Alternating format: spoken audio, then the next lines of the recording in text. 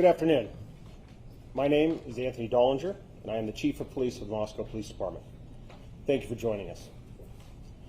Today marks the conclusion of a case that has profoundly impacted the University of Idaho, the City of Moscow, the State of Idaho, and communities nationwide.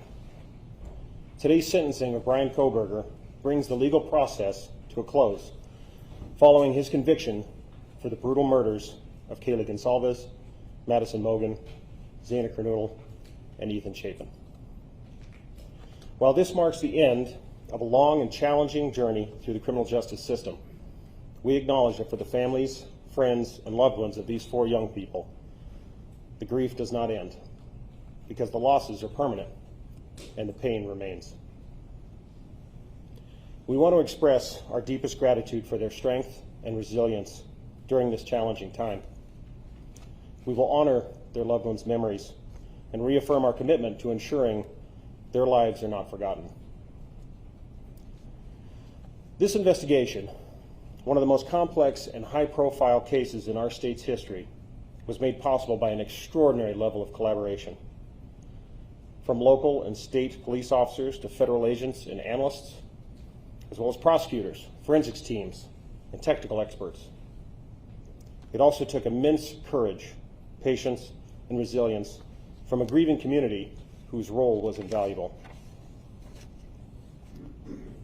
From the very beginning of this tragedy, Moscow Police Department and our law enforcement partners never lost sight of the mission, which was to bring justice for the victims and their families, and to hold accountable the person who committed these horrible crimes. Despite the complexity of this case, our team never wavered. They never gave up, and we completed the mission. During this investigation, I was fortunate to witness the level of professionalism, expertise, drive, and passion that each member of the investigative team brought to the overall effort. And it was truly awe-inspiring. To all who came to our aid and assisted in this immense undertaking, I cannot express my gratitude enough. We are forever thankful. And I would be remiss if I did not thank the amazing communities of Moscow and the University of Idaho. For weeks on end during this investigation, the support you provided to our team was greatly appreciated.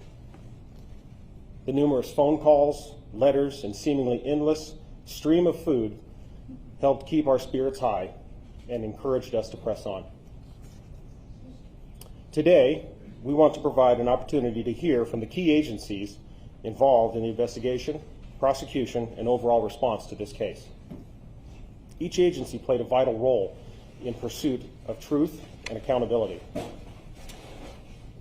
Further remarks will be provided by the Latah County Prosecutor's Office, followed by the Idaho State Police, the Federal Bureau of Investigation, and the Office of the Attorney General. Each speaker will provide brief comments, followed by a limited Q&A session. With that, I'd like to introduce Latah County Prosecutor Bill Thompson, representing the Latah County Prosecutor's Office. Bill. Thank you, Anthony. Welcome, everybody. It's been a long time since we've been able to stand in the same room together, and you have to listen to me talk. I'm sorry. First off, I want to thank the folks here in Ada County. I can tell you I would much prefer to be in Latah County right now and be able to talk to the people most directly impacted by this. But Ada County has been a phenomenal support and protector for the integrity of this case. I just want to send that shout out right now. So today, you are all, I think, listening in either in person or with the live stream. We have reached the conclusion of the judicial process, and we believe we've achieved accountability and finality and certainty for everyone who has suffered from this, so we can try to move on. As you are aware, Mr. Kohberger pleaded guilty to all 5 counts of the indictment. He pleaded guilty as charged. There was no plea bargain to change charges, drop charges. He pleaded guilty straight up, and he admitted under oath to Judge Hippler that the allegations are true. He has also received a life and death sentence, and that he is going into the Department of Corrections custody and he will remain there until he dies. And our communities are protected from him. Our communities are safe from him. And we have finality and conclusion, not just for the families, but for everyone who suffered because of this. Chief Dollinger talked about the extraordinary teamwork on this case. And I can tell you that Ashley Jennings, my senior deputy, and I, we were with the investigators from day one. We worked as a team beyond any team that I've seen in my almost 33 years as a Latah County prosecutor and 45 years as an attorney in Idaho. This level of collaboration is indescribably phenomenal. And in this room, we have representatives of the FBI, and you'll hear, of course, Special Agent Grover. We have representatives from the Idaho State Police. We have representatives from the Moscow Police Department. We have representatives from the Office of the Idaho Attorney General. I can tell you,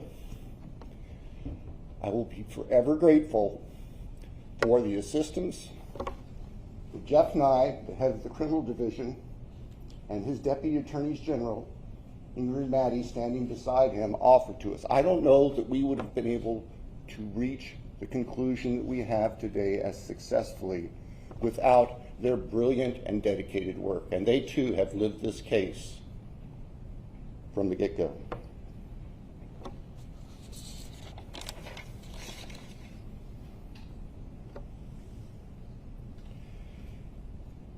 Our hearts and prayers go out to the families, not just the immediate biological or legal families, but the university family, the 1122 King Street family.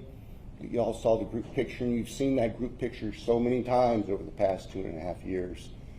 And now you have real faces to go with those young, vibrant people who, 4 of whom were killed 12 hours, half day after that picture was taken. We respect the families. We realize that we had tough decisions to make, and we made them, but we did not make them in a vacuum. As I said in court today, we reached out to the families. We asked their thoughts. We listened to what they had to say. We accept and recognize that not everybody agrees with the decision we made, but this isn't a popularity contest. And we made what we thought was the most appropriate decision under the law and on the facts to give this case closure in a sense that would never be realized otherwise. Judge Hipler talked today about, I guess, the fallacy of expecting that there would be some miraculous coming clean and disclosure from the defendant. In the first instance, as the judge said, he doesn't have the power to compel that. We, the state, don't have the power to compel that. And as a practical matter, it would not be helpful. It would give him a forum to share whatever he thought to control the dialogue. Not going to happen to our victims. We can't allow that to happen.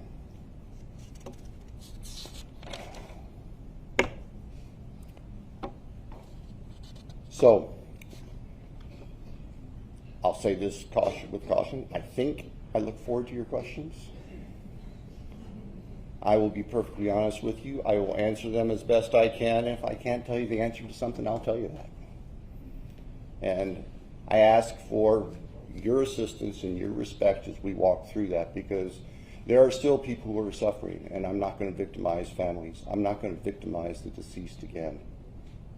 And I'll just tell you that if we get those sorts of questions.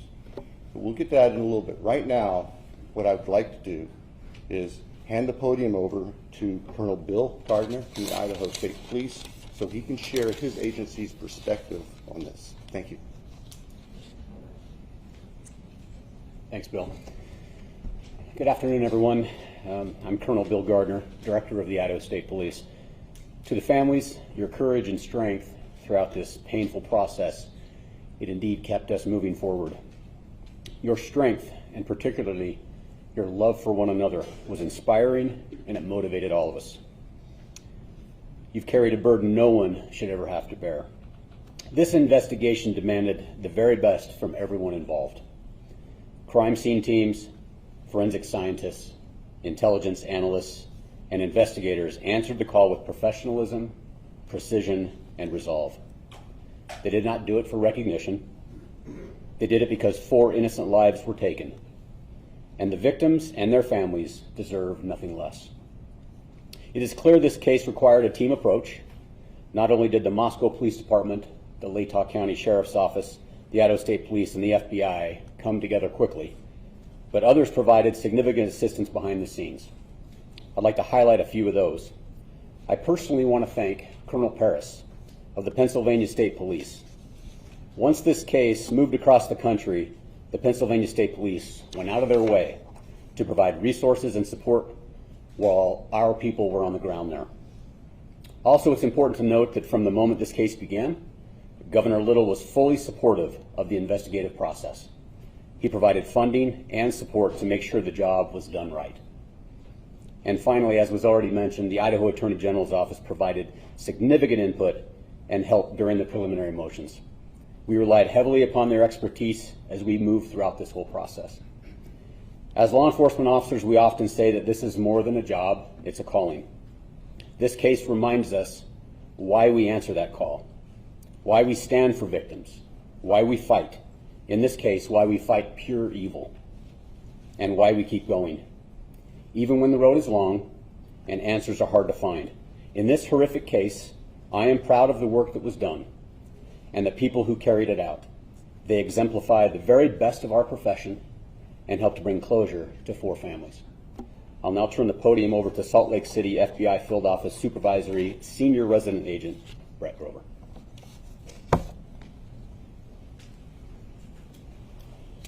Good afternoon. My name is Brett Grover. I'm the Supervisory Senior Resident Agent in our Coeur d'Alene office of the FBI, which is part of our FBI Salt Lake City Division.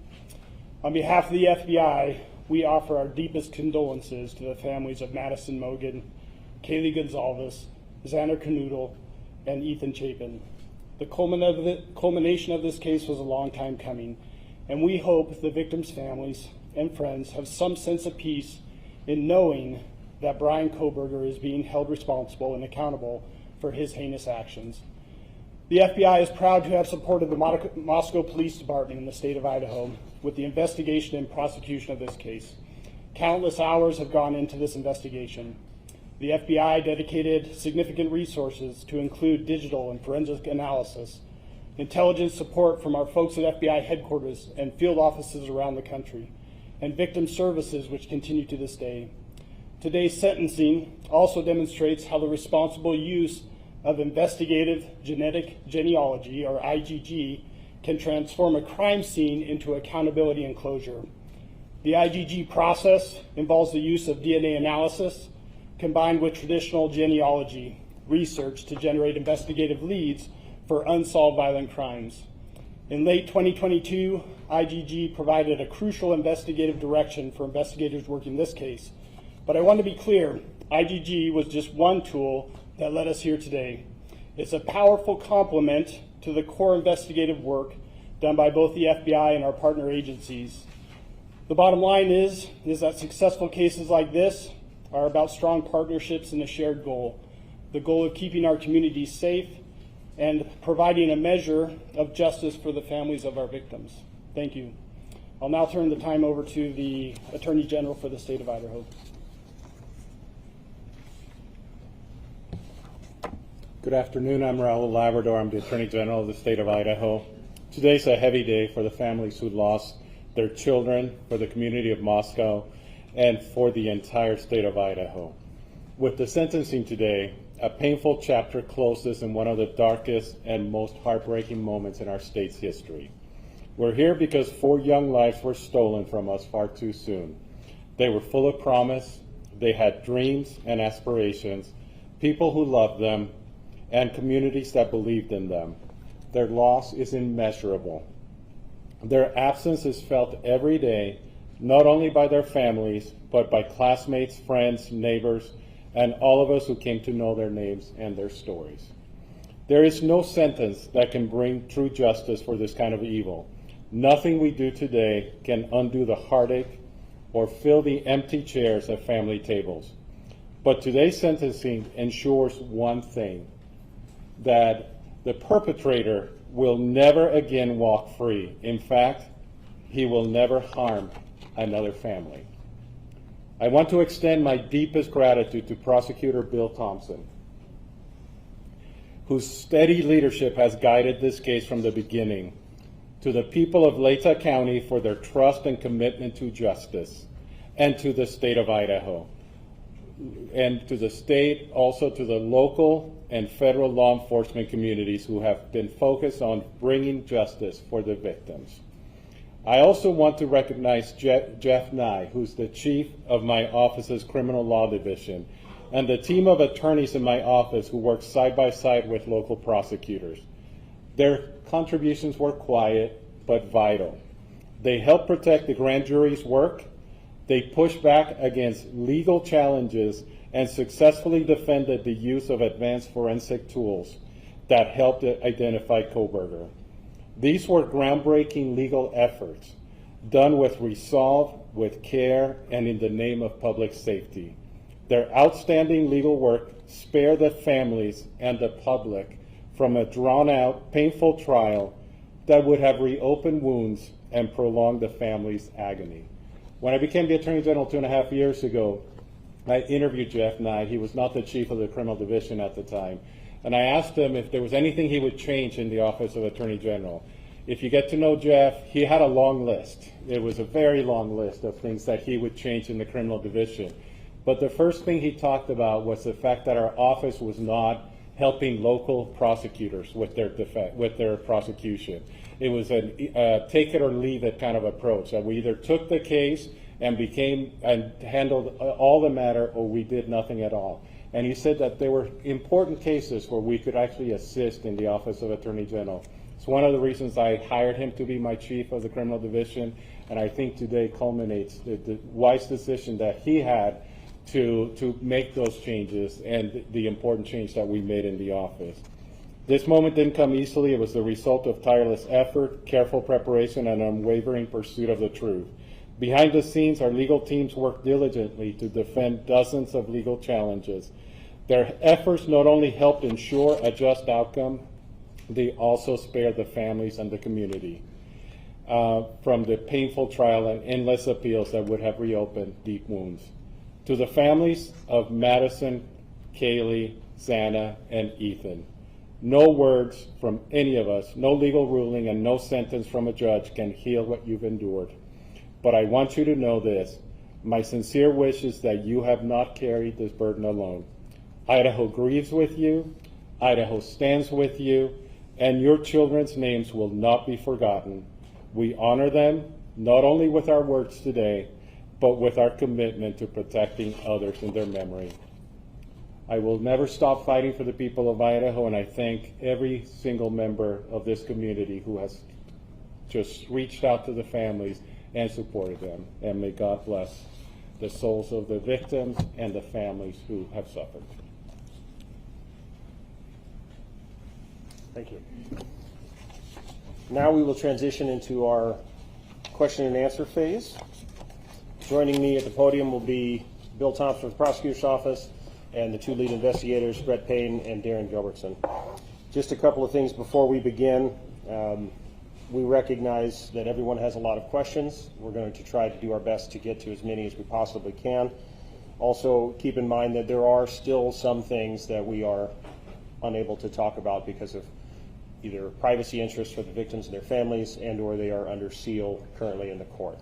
So if those items do come up, then that will certainly be the answer that you will receive. And to keep this sort of orderly, I will try to be the one to point out who's got their hands up. Right there. Chief Dollinger, Yes. What more can you tell us about the release documents that the police department is working on putting online, and what can you expect from that? Certainly. As we put out in that press release, I hope everybody can understand the immense amount of information that's in this investigation is going to take a lot of time to prepare. It has to be gone through legally to be redacted or figured out whether or not it can actually be released. So I did get word today. It sounds like our website will be going live hopefully this afternoon. There should be another press release coming out in the next few hours to show that website so that people can start accessing that. Initially, what is going to be on there, and certainly this is just for the Moscow Police Department because we're only the holders of our records, but it will be all of our police reports from this investigation. So just the documents there. They'll be redacted, ready to go, again, free of charge for the public. We want to be as transparent as we possibly can, so we wanted to get those out to everyone. Chief, from the very beginning, your department was saying this was a targeted attack. Can you now say who was the target and what's your evidence to show that? I'll turn that question over to the investigators to answer that one. Well, I think Darren and I have, the evidence suggests that there was a reason that this particular house was chosen. What that reason is, we don't know. We don't know who the target was, and we're not going to speculate on that up here today. But we can tell you that for whatever reason, Mr. Kohberger chose that residence. Perhaps it's the location, layout, we don't know. But that's, to the best of my knowledge, that's what that statement likely led to. During Haley got their page view, there was a social media account that surfaced that has long had speculation that it was Bryan Kohberger. Can you talk at all about the Papa Roger potential connection, if any? Right, there was no connection. There wasn't at all. We looked into every bit of it. We took a deep dive into it. We researched it. So it wasn't him? It was not. It was not. Thank you. We cut that off. Is it possible that there was a second murder weapon, not just the knife? Is it possible? All the evidence shows and tells us that he used a knife, a K-bar knife, and that's a weapon we believe was used to commit all the murders. Here. It sounded like the Gonzalez family said that there was a second weapon that was used on Kaylee Gonzalez. Can you confirm that? Out of respect for the families, that's something that you'll have to get from them. If they wish to share that with you, it'd probably be through them, not through us. And one more question. You said that it seemed like he chose that house. There's no clues as to why he chose that house? You know, after working in Moscow for several years as Chief Dollinger, that area is frequented by many, many people at all hours of the night when college is in session. So what Darren and I have surmised is that perhaps it's the old hiding in plain sight. There's lots of people around. There's lots of vehicles around at all hours. It's not isolated where you'd be noticed. So that's where that comment comes from. It does, and no, it doesn't make sense, and it's if you're in that neighborhood at all, it's a very complicated neighborhood. It's very closed in, but at the same time, there's everything from college kids to adults that live there, people that have full-time jobs, part-time jobs, so any one of us could come and go and fit in there, so. Frederick. D.A. Thompson, during the plea hearing and then again today, it seemed like your voice quivered a bit when you were either putting up photographs or mentioning the victims' names. I'm just wondering about the emotional toll on that one other question. Yeah, you're right. My voice was quivering. Y'all were in there. There was a lot of powerful emotion. The losses are almost indescribable. And maybe my filters aren't as good as they might have been 45 years ago when I started in this business. But I think you also saw that even Judge Hippler was affected and impacted by this. There's no easy way to remain stiff-lipped and dry-eyed through this kind of tragedy. There just simply isn't.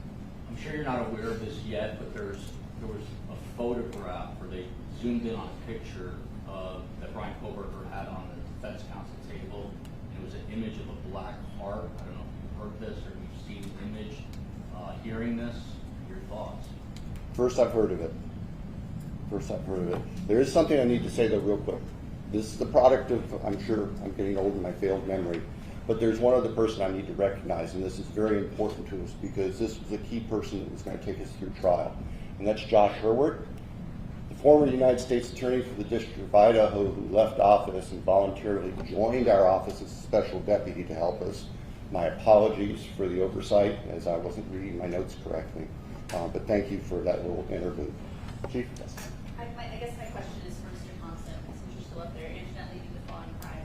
You said that it was your decision to accept this plea agreement. It brings finality. He will die in prison. But Corporal Hayes just said they don't know who the target was and why he targeted this house. Was there a reason why, as part of the plea agreement, you didn't require Ann Taylor to have her client sit down with you all and to answer some of these questions?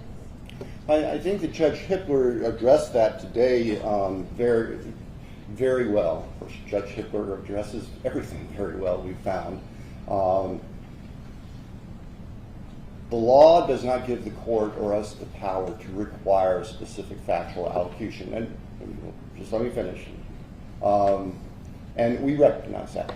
We recognize that we could have said, well, in order for us to move forward, we want a factual allocution. But I have to be perfectly candid. I don't believe that there's anything that would come out of his mouth that would be the truth. I don't believe that there's anything that would come out of his mouth that would be anything other than self-serving. And I don't believe there's anything that would come out of his mouth that would not further victimize the families. And so that just simply wasn't a factor. We made our decision based on our assessment of law and the facts. We made our decision based on being able to obtain accountability and certainty, not just for the victims' families, but for the communities and for the state. And that's where our obligations go. In the end, when the old Harry Truman thing, the buck stops on my desk, well, that's what I got when I was elected prosecutor 33 years ago. I never dreamed it would involve something like this. But we don't shirk our responsibilities just because it got big and nasty. Thank you. Corporal Payne and Lieutenant Roberson, first of all, I want to say to you, Corporal Payne, that the chief of family told me that you called them every night during that nearly 7-week manhunt, even though you didn't have to. And I just think that goes to show the personal care you put into this. So, that being said, I'm curious as to where you think or believe the murder weapon is, where you think or believe the clothes Kohberger was wearing that night are, and how do you think he avoided forensics at the scene? Well, I can just tell you, and forgive us if we go back and forth, it's just kind of how we roll. But there is no evidence that we found that would lead us to any specific, even general location as to where the murder weapon or the clothes have been. And we searched. I mean, the FBI, again, to their credit, we had folks doing soil samples and so all sorts of things to try to come up with somewhere to start searching for these things, and we just never found it. As far as the forensics piece, I'll let Darren speak to Yeah, that. and on the weapon, it wasn't a lack of trying. Everywhere that we had evidence of where he went, based upon phone records, based upon the evidence that we had gathered, we searched that. We went there. We did searches on the ground, in the water. We did searches. We sent soil samples to try to figure out maybe where a shovel had been used. So we searched everywhere that we possibly could, but the reality is we're looking for a singular small, it's not that small, but K-bar knife, and that's it. So it's endless of where it could have been, and we just were not able to find it. So What about the clothes and his ability, though, to avoid forensics at the scene, in a murder scene where we now know Kayla Gonzalez was stabbed 34 times and then another victim was stabbed more than. Right. So the reality is that somebody can carry this out and still not get covered in blood. That's the reality of it, and this does happen, and there's plenty of studies of that. And we've had some of the world's experts that we've asked those same questions because we've struggled with that. Why do we not find more here and there? And the reality was, if somebody has the training, if somebody has thought about it, if somebody wears the right type of clothing, that could be the outcome. And that's what we were left with. Over here. Gene Casarez with CNN. To Mr. Thompson, did you do psychological testing on Bryan Kohberger? did that weigh into your decision to have a plea deal? And stabbings, multiple stabbings are very personal. How did you assess that mode of murder? I can tell you that psychological testing was done to Mr. Kohberger. The results of that do not rise to a defense to his conduct under Idaho law. The results of the various testing, most of it done by the defense or on behalf of the defense, is also sealed by court order. So I can't speak to any specifics, but I can tell you, yes, psychological testing was done. I can also tell you that no, psychological testing or any potential psychological condition of Mr. Kohberger, that did not play a role in our decision. Bill, does it have any bearing on where he will be placed or housed? Where Mr. Kohberger, where the defendant is going to be housed is going to be up to the Idaho Department of Correction. And that could very well change over time. And the reality is we will know about it after it happens. Over here. Did you monitor Mr. Kohberger's communications while he was incarcerated? And did he say anything that was helpful or gave you any insight as to why he did this? Yeah, we did monitor it, both while he was housed in Latah County and then once he was moved down to Ada County. We have hundreds, thousands of hours of monitoring that was done, but there was nothing of evidentiary value that was gained from any of it. Will you be releasing those conversations? It's my understanding jail will not be releasing things that involve personal conversations with third parties. That ultimately would be a decision because the recordings are possession of the two correctional facilities or detention facilities. But I'm pretty certain Latah County Sheriff's Office policy does not allow for that, and I would guess Ada County is similar. You can ask them. Back here. Thank you. Greg Fisher with CBS News 48 Hours. Was there any evidence that Kohberger was following the social media of any of the victims? So, trust us, we wanted that to be the case. We've looked for a link, and we have not found one. Not one. Yeah, through the entire investigation, I think that's something that we need, that you want, is to help to understand this and say, well, what's the connection? What was the link? And so we had every resource possible, and we worked that tirelessly, both from everything from his side, but all the victims and all the members of the House from their side. So we have never, to this date, found a single connection between him and any of the 4 victims or the 2 surviving roommates. Michael Ruiz from Fox News Digital. My question is for the investigators. You guys are going through this case. You've got a lot of evidence about his background, his education, his training. You said earlier you couldn't identify a reason the house was targeted. Do you have a motive for this? We don't. Lauren Patterson, Northwest Public Broadcasting. This question is for Anthony Dallinger, actually. I remember when Anthony was a beat cop assigned to talk to us at the very beginning when all of this happened, and now you're running the show. So I wanted to ask, as a community member, has this case shaped and changed how you're policing in Moscow? It's changed everyone involved. How could it not? It was a devastating tragedy to our community, and our police department is part of that community, and it was very difficult for us as well. So, this is just one of those things that will not define us, but it is certainly part of our history that we will never forget. Yes. Rebecca Finn, Associated Press. The perhaps unprecedented level of interest in a court case like this in Idaho was matched by an extremely high level of secrecy within the case. The Gonzalez family is under their desperate for answers about what happened to their daughter. Do you anticipate most of the court documents being unsealed, or are there things that you will specifically request remain sealed? As far as the court documents, Judge Hippler has told us that he is going to work with the attorneys to go through every sealed document. Many, probably most of the documents were sealed for the purpose of protecting against tainting a jury pool. And those documents I would expect would become unsealed. Requests for discovery, various things like that. There are also documents in there that contain very personal, private information regarding victims and families. I expect those likely will not be released under Idaho's protections against what the law calls unwarranted invasions of personal privacy. I realize that can be frustrating for folks who want to be able to explore this thoroughly, but we have to balance, and the law balances, the privacy of the people who have suffered, including the victims who are dead, with giving the public as much information as we responsibly can. Alex Duggan, the spokesman review. I'm just wondering, did a lack of knowing the reason or the motive concern you when prepping for trial? Because juries tend to want to explore the motive or reason for a crime. And also, how do you as investigators and attorneys grapple with that? Because if you can't rationalize something irrational, then how do you continue knowing that maybe you won't get an answer?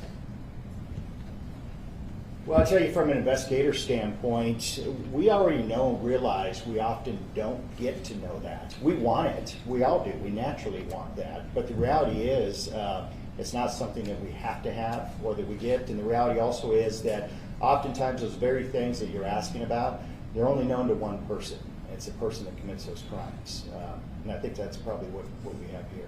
And I would add that going through this whole investigation, I'd probably say it's easier than it was for Bill's offices. We were focused on a task. We had a task to do, and it was discovering evidence and interviewing folks and that sort of thing. So the motive necessarily doesn't play a part in that, right? Obviously it can, but we were just focused on getting the job done in the correct way as best we could. So. And from the prosecutor's point of view, yeah, certainly lack of a clear motive is something that we think about and consider as we're preparing for trial, because we're going to have a jury of 12, ordinary, honest citizens there who wanted to figure this thing out. But we also, and I've also found that juries tend to follow the law, and even jurors who come in with strong feelings, they tend to follow the law that the judge gives, and there is no element of motive in Idaho law for murder. And so we set that aside as something that we were going to dwell on, whether there was clear proof of a specific motive, because we knew it wasn't legally required, and practically speaking, we knew it wasn't something that we possessed, that we could give to the jury without speculating. And I'm sure as heck not going to stand in front of a bunch of 12 jurors and start speculating. We're going to give them the evidence. And the evidence in this case, what you heard at the time of his guilty plea back on the 2nd, that evidence was compelling, and it showed his guilt without having to worry about motive in a human sense. Thank you for the question. In the back. Did he say anything when he was arrested? Yeah, so Brett, myself, and members of the FBI, we traveled back to Pennsylvania. We were there, and I know they hit on it earlier, but I'd be remiss without talking about the cooperation and the support that we had from them was absolutely incredible. From the time that we got on the ground with the Pennsylvania State Police and with the FBI back there, it was unbelievable. Anything that we needed, they were there to facilitate it. So we helped to shape what that looked like, what the arrest looked like, what took place once they hit the house on the search warrant and he was taken into custody. Brett and I were at another location, a barracks of Pennsylvania State Police, and then he was brought to us and we conducted an interview with him that night there in Pennsylvania. So. Can you talk about what he said? So we went into this interview, we used a lot of influence and guidance from the FBI and their behavioral analysis unit to help us a ton in framing our investigative, or interview strategy rather. When we spoke to Mr. Kohberger, we kept it pretty surface level to begin with, the idea being get him to speak and keep him speaking. It was pretty surface level, and then when we tried to get into things a bit more detailed, he decided to end the interview. So that's pretty. As soon as we tried to walk into the purpose of why we're there, which obviously he knows, we're detectives from Idaho, so that's when we really started to shut down, and they just shut it down. So. What was his demeanor? Calm, relaxed. Say very similar to what you see and whenever you see him in court. Next question.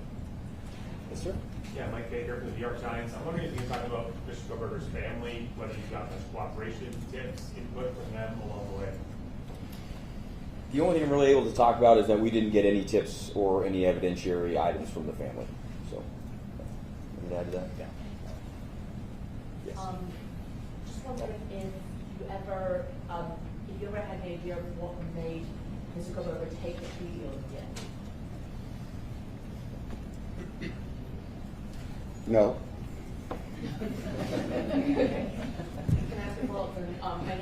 That was a short answer. You probably have time for a short follow-up. Can I also ask follow-up to the investigators? I know there's some reports that there was Kohberger was hired as a container at the house. Did you ever determine what that was?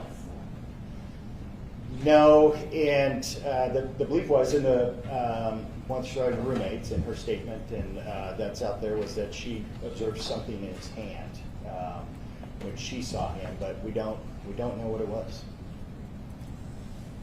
You had an expert who was going to testify about him cleaning something off of his work computer, some software experts. Was there any evidence that he had tried to wipe anything from his phone, software-wise? The bar chart typically is looking. Yeah, and so this kind of goes into the connection to the victims as well. That's a similar question. We had the world's foremost experts on this look into it, and there was evidence that he had used software to wipe many of his devices relatively effectively, so there wasn't much evidence obtained after that. Including I can see did he have two cell phones, or was it just one cell phone?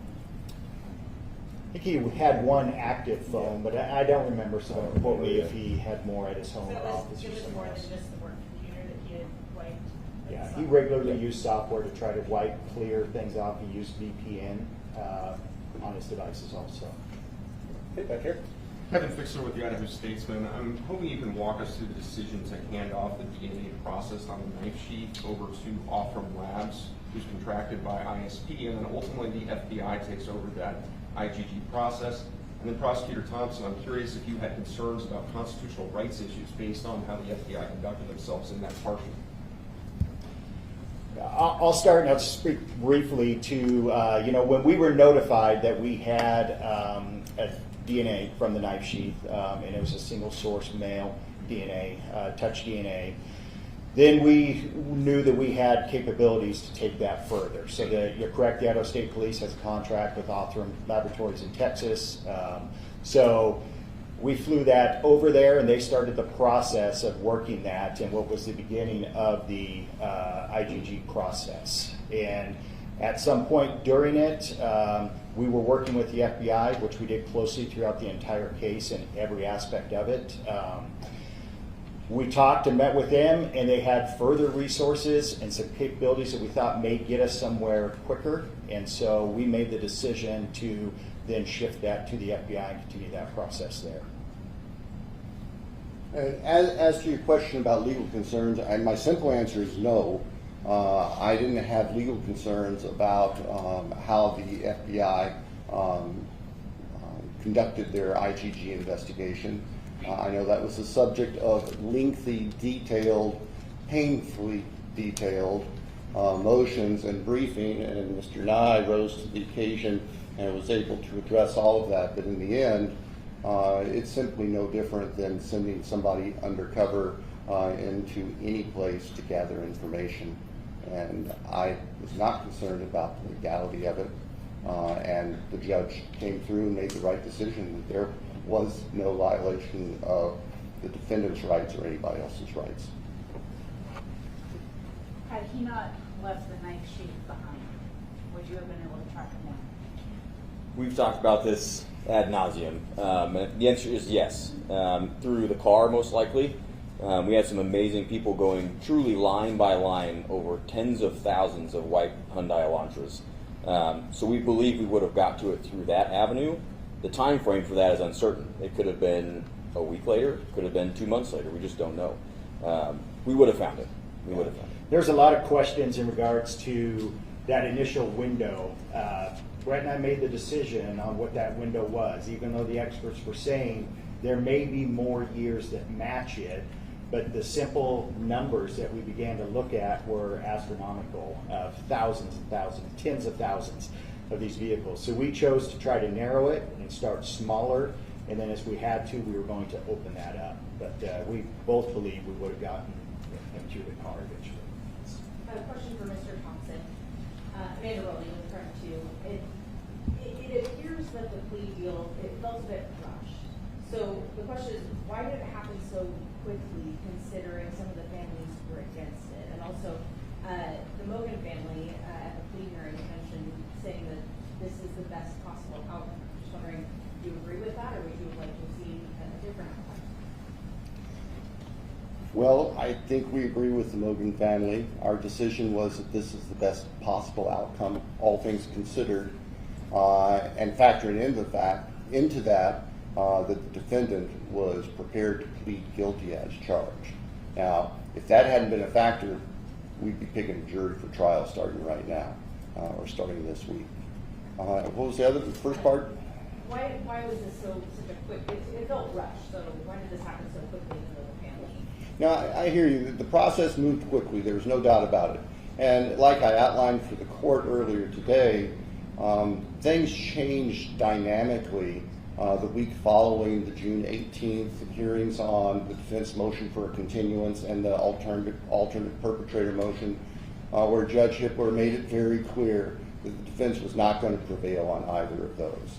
And so the reality of trial was there, and there was nothing else in its way. We were continuing to prepare for trial. We had been doing that for months, and as I mentioned, that's me bringing Mr. Hurwood in to help us because the Attorney General's office was not able, with the manpower, to help us all the way through trial. We were ready to go. When we were approached by the defense about the possibility of a plea, our first question was, is your client prepared to plead guilty? And it took them a little while to give us that answer. In the meantime, we reached out to the families, and we talked to the families, and we solicited their input, and we considered that in making our decision.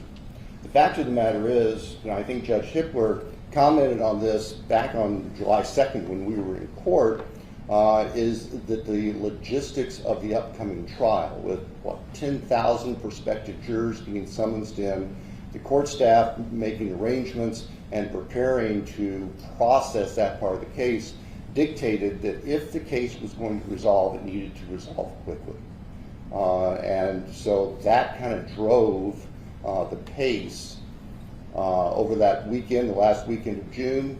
At the end of the weekend, when we understood from the defense that the defendant was prepared to plead guilty, the court was notified the next morning, and the court wanted to move quickly to get a plea done on the record if it was going to be done, and if it wasn't, so we were not interrupted in our trial preparations. The trial logistics were the main concern, just as Judge Hippler had said prior, right, with the jury as a factor. Yeah, the practical aspect is that the trial machine was running, and if it was going to be interrupted, that had to be known as soon as possible. I think that's the fairest explanation. Okay, question here. With Michelle Benucci for 48 Hours, I just had a question about when you're looking at the Kohberger's past. Was there any early sign of trouble, or what did his background look like? Well, we can't go into his younger years. I believe that's actually still under seal. Correct me if I'm wrong. But what I can tell you is the things we do know about him was that his education led him down a path that was very much focused on forensics, crime scenes, that sort of thing. So that was really what we focused on in his background, is what led him down this path. How may he have prepared for this? And I think that was a big component of that, was just his schooling and his choice of potential future profession. So. And just so there's no speculation here by what Detective Payne just said, documents under seal involving Mr. Kohberger's background, they may or may not be released down the road. I can tell you that there is no evidence of any criminal history of any significant nature. There was no evidence of a history of violence. There was no evidence of a history of a factual predisposition to do the crimes that he committed here.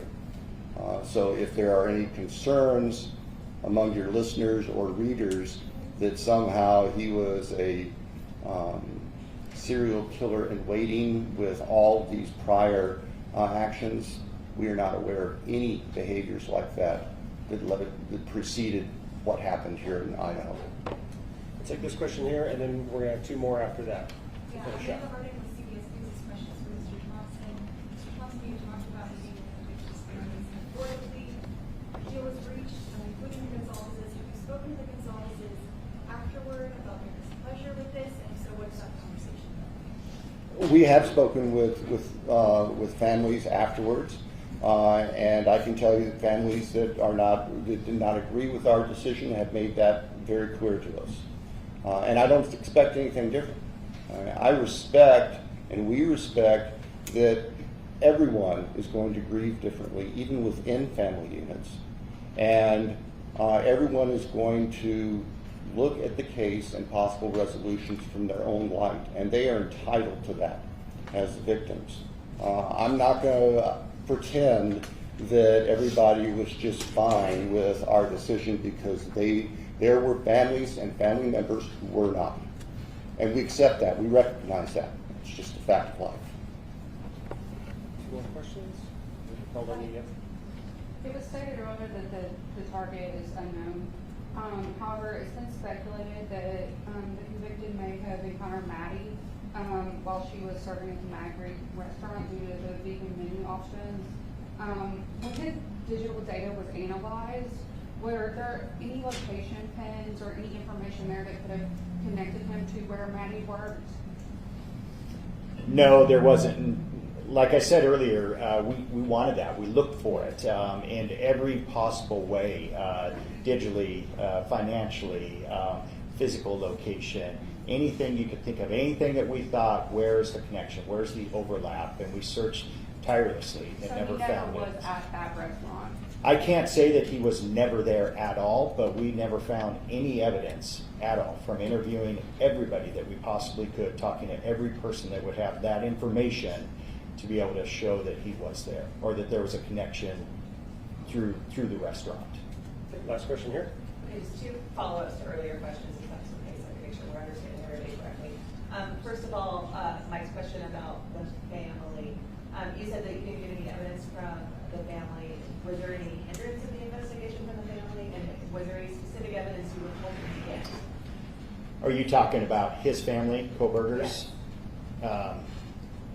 There was not any hindrance, anything, nothing that impacted us carrying out the investigation. Okay, thank you. And then the second follow-up, when you mentioned, like, obviously you follow this line of interest in the studies, did anything in your investigation indicate that that was chosen as part of a planning process as opposed to just an area of interest? There was nothing aside from, we have some of his coursework where he did, a crime scene recreation, that sort of thing, but it was all part of his studies. So I don't think that any of us attributed that to a planning process per se. Certainly it was a learning process, but whether or not it was a planning process ahead of what he did, we'll probably never know that. Yeah, and I would say we didn't find anything that would be any different than a student similar, a different student in the PhD program. Gotcha. So then I'm understanding that the planning process, if your investigation turned out, if it was part of the plan, was maybe that purchase of the AR-9 on Amazon would have been the first, I guess, step toward. Did he plan it? Did he buy it with the purpose of that? Is that what you're asking? Yeah. And we don't have know. anything to show or prove that he did that. Well, thank you all. That concludes our Q&A section today. Hopefully we tried to get as many of you folks' questions answered as possible. I'm sure you're going to have further questions, and certainly the question was already brought up about public records requests. Just keep in mind that if you're looking for those in the future, you will need to go to each individual agency or entity that has the keepers of those records. So just to reiterate, the website that City of Moscow is going to be putting up, hopefully today, that will only be Moscow Police Department records, and those will be our police reports. So we understand that this case has captured the attention of literally the world, and today's news conference was not held to relive the tragedy, but to honor those lives that were lost, to acknowledge the conclusion of this legal process, and to reinforce our wavering commitment to justice. a commitment we share with you. I want to take a moment to thank the members of the media here today. We understand that you do have a vital role in helping the public comprehend the intricacies of this case, and your continued professionalism in covering this emotionally charged and complex case is appreciated.